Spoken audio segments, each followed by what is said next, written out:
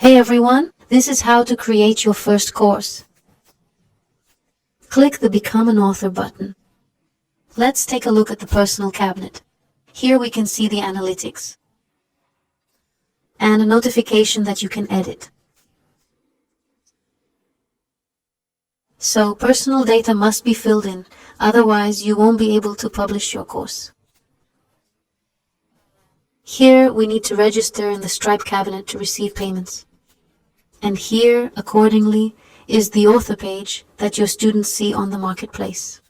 Click the Create Course button. A page pops up, filled with information about the course. This is what your student sees. Browsing and comparing your courses with others, they should understand why your course is right for them. So here we have a short description, a long description, duration, course price, and 89 skills that reflect the essence of your course.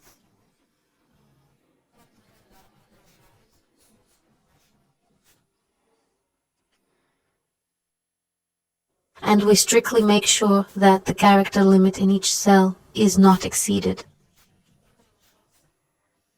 And we fill in this page. This is a very important page that your students will see first. Based on this, they decide whether to buy or skip your course. As you can see, I already have a prepared file and I simply insert the texts I need into each section.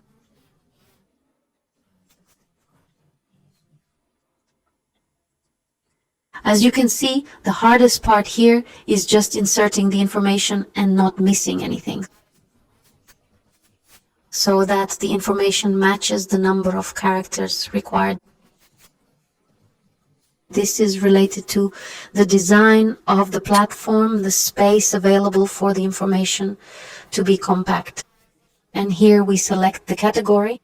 As you can see, we have a large selection of categories as well as subcategories.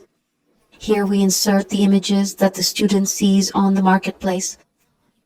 As course preview information, here we can simply insert images from your course so the student can understand the course design. It's important to insert images that are in JPEG or PNG format and no larger than 1 megabyte. Everything should save successfully now. Great. Let's go to the course creation page.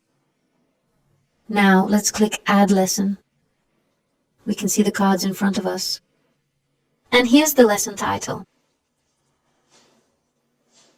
We also have an additional menu for editing lessons, so you can move, rename them, and so on. I have a prepared file here with titles and text for each card.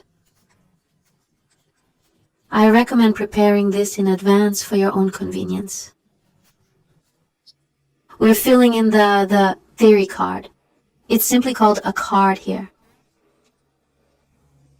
Now let's select an image.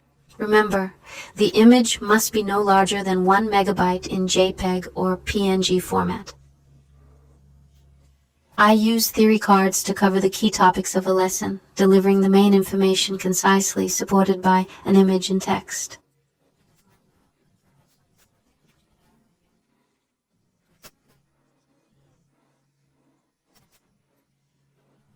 After using the theory cards, you can create a quiz card to let students practice the knowledge you gave them in the theory cards.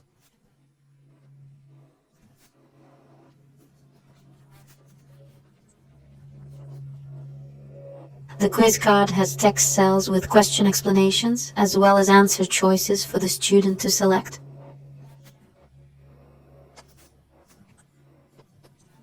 Remember, correct answers are marked with a check mark. On the right side, you always have hints that help you understand how the card works and how to fill it out correctly. We also have a lesson completion time. Here's where we can mark it. The next card is the rank card. It allows the student to arrange the steps of an algorithm in the correct order. We have a heading, explanatory text, and step-by-step actions that will be automatically shuffled randomly.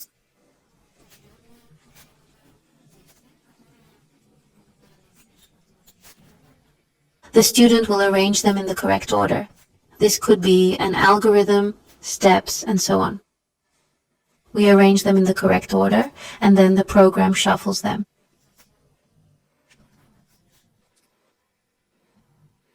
And we set the button text.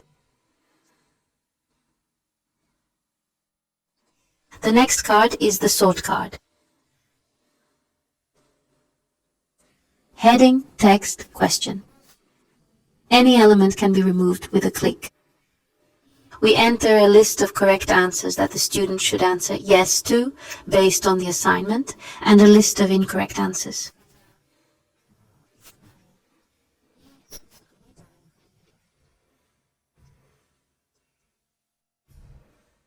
Again, all these answers are randomly shuffled. The student will answer yes or no to each one. The puzzle card is a classic tool for math, foreign language learning, or other categories where you need to match words or elements in a sentence.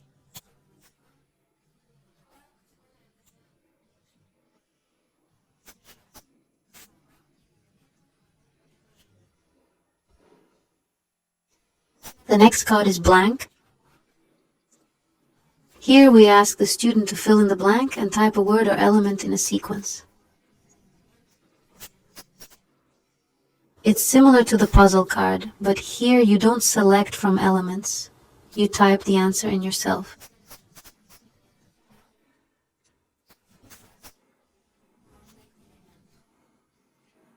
As you can see, we can change the button text.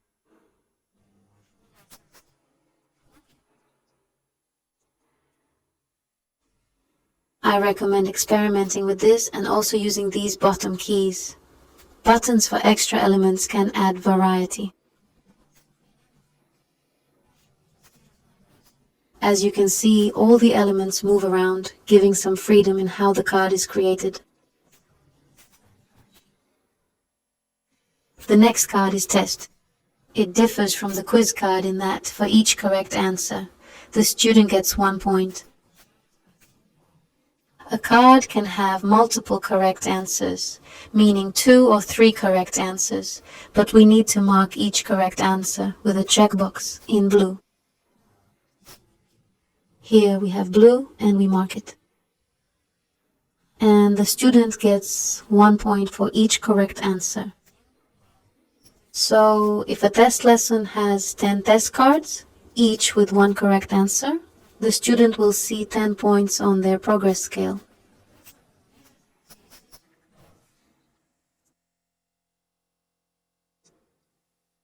Next are the video cards.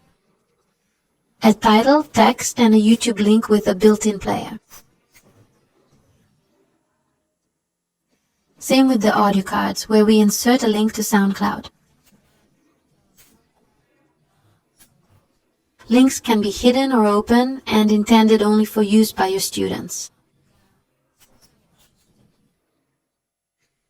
Next is the summary card. This is the results summary card. It also has a title, text, and key points in the form of bullet points, which we fill in to summarize the material covered.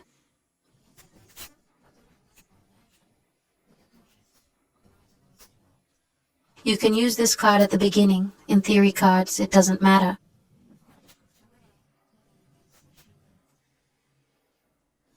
As we can see, each card has its own number, and using the top menu we can move these cards around by repositioning, duplicating, or deleting them.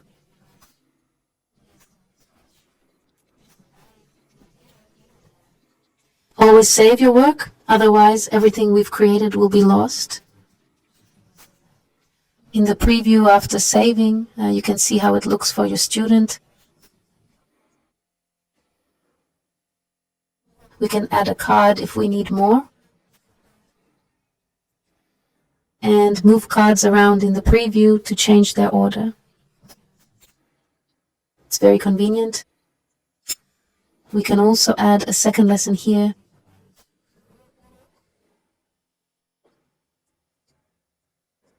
And this menu lets you move and reorder them. Either here or in the preview.